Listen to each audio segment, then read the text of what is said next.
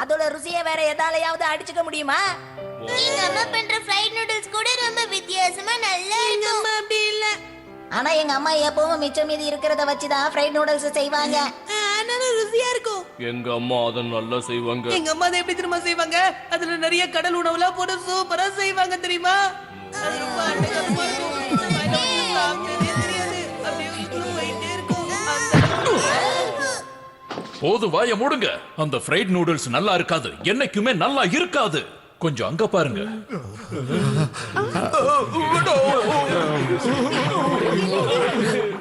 மிச்சி, நீ எதுக்கு கவலைப்படாத, நான் இதை சமாளிக்கிறேன். என்னால முடியும்.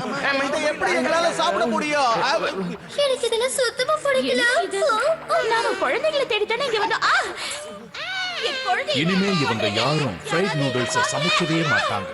கூடிய சீக்கிரம் இவங்க எல்லாரையும் நான் 5 ஸ்டார் மக்களா மாத்த போறேன். அம்மா அப்பா மாவாரி மம்மி, உங்க அப்பா அம்மா எல்லாம் மாறுறதுக்கு ரொம்ப டைம் ஆகும்னு நினைக்கிறேன்.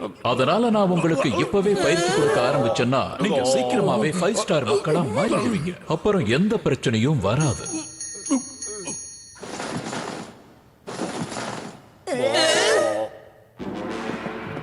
சரி, அந்த சாஸை என்கிட்ட கொடுத்துட்டு நீங்க ஓரமா போய் உட்கார்ந்துகிட்டு நீங்க பொறுமையா லஞ்ச சாப்பிடுங்க. இல்ல எனக்கு ஃப்ரைட் நூடுல்ஸ் தான் வேணும். எனக்கும் தான். Fried rice. எனக்கும் தான். என்ன ஆனாலும் சரி, நாங்க அதை சாப்பிட்டே ஆகணும். இந்த ultimate secret sauce mister Ken கிட்ட கொடுத்து அந்த அற்புதமான ஃப்ரைட் நூடுல்ஸ் நாங்க சாப்பிட்டே தீருவோம். நீ எதை பத்தி பேசுற? அம்மா, இப்ப இந்த சாஸ் யார்கிட்ட தான் இருக்கு?